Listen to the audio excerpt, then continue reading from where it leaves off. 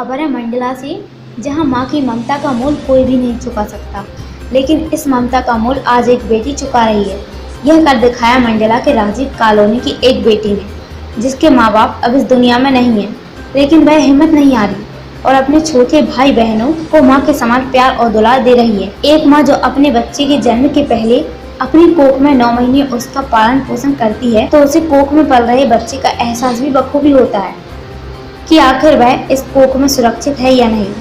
और इन सब का अंदाजा केवल एक माँ को होता है और किसी को नहीं। एक माँ के सुखद सपने होते हैं कि उसका एक बच्चा होगा और उसकी परवरिश के लिए वह कुछ भी कर गुजरेगी, लेकिन उसे यह एहसास नहीं होता कि इस सुखद सपनों को किसी की नजर लग जाएगी और ये सपने हमेशा के लिए वास्तविक जीवन में केवल सपने ही होंगे। हम बात कर रहे हैं ऐसे ही एक मुस्लिम परिवार की, जो कि मंडला का ही रहने वाला है। इस परिवार में एक बड़ी बहन है, जो अपने छोटे भाइयों और बहन को वह प्यार और दुलार दे रही है जो उन्हें अपनी माँ से मिलना था। लेकिन कुछ वर्षों पहले उनके पिता की गंभीर बीमारी से मौत हो गई और पिता की उसी गंभीर बीमारी से माँ की भी मौत हो गई। सपने तो आखिर सपने ही रह गए।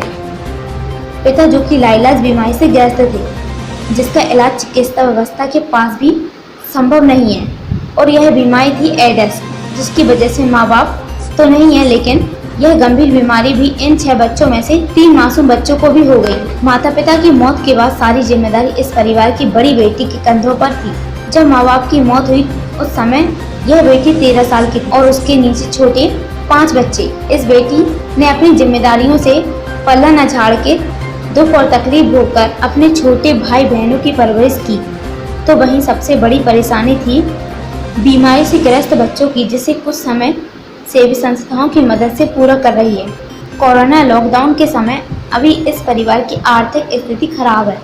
अब आसरा है केवल प्रशासन और समाज से जुड़े लोगों से। मतलब जब हमारे माँ बाप खत्म हुए, पहले पापा खत्म हुए थे 13-14 साल के थे उस टाइम। उसके बाद मम्मी खत्म हो गई हमारी। मतलब क्या है, एक बीमारी से जूझ के मतलब खत्म हुए। और उसके दौरान मतलब हमारा कोई नहीं था करने वाला, तो हमने मतलब क्या अपने आप को मतलब थोड़ा मतलब वो किए कि हम अपने भाई बहन को पाल सकें। उस टाइप से क्या हमारे बाद हमारा भाई बहन का कोई करने वाला नहीं था, और हम भी छोटे थे उस टाइम। हम भी क्या करते हैं, हम भी पढ़ाई लिखाई के दिन थे हमारे, लेकिन हम इस परिस्थिति से आज गुजरे हैं कि हम ही जानते हैं कि कितनी मुसीबत, कितनी दिक्कत नहीं है हमें। उस बीच क्या बेटा ये बताओ, कोरोना लगा हुआ किस तरह की परेशानी जी, ये कोरोना की वजह से जो लॉकडाउन लगा उसमें बहुत दिक्कत हुई है। काम धंधा कुछ भी नहीं चल पा रहा, ना कहीं से पैसे आने की आमदनी, कुछ भी नहीं था। थोड़ी बहुत मतलब मदद लोगों ने की है, थोड़ी बहुत संस्था से हमें मिल गई। आशीष मिश्रा जी जो है हमारे साथ, वे संस्था से जुड़े हुए हैं, उन्होंने बहुत मदद दिलाई हमें। उन्हीं के मतलब घर हमारा थोड़ी चल पा रहा है, लेकिन आर्थिक स्थिति अभी बहुत गिर चुकी है हमारी। बस लॉकडाउन में बच्ची के और फैमिली के लिए बिल्कुल अनाज की व्यवस्था नहीं हो पा रही थी, तो संस्था ने सबसे पहले तो इनके अनाज की व्यवस्था करवाई, क्योंकि इनके माँ बाप के जाने के बाद इनके खाने पीने की व्यवस्था बहुत मतलब गरीबी से झेल रहे थे इन लोग। और बच्चे का भी जो बड़ा भाई है वो भी दुकान में जाता था, वो दुकान भी बंद हो गई थी, जिसकी वजह से 2 पैसे आना भी उनके पास बंद हो गया। तब संस्था ने इनके अनाज की व्यवस्था करवाई, और समय समय पे जो इनके बच्चे जो हैं गंभीर बीमारियों से ग्रसित हो गए, उनकी दवाइयों का भी हम लोग विशेष ध्यान रखते हैं। किस तरह की क्या परेशानियों से जूझना पड़ा इस परिवार को, खासकर वो जो एक बच्ची है बड़ी, वो एक माँ के समान काम कर रही है?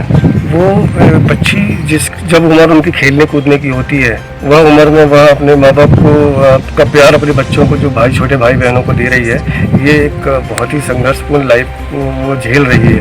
मैं तो लोगों से यही अपील करूँगा कि ऐसे परिवार की मदद के लिए आगे आएँ और उनकी बहुत जितनी मदद हो सके वो आगे करके उसकी मदद करें। मंडला से अरविंद सोनी की रिपोर्ट।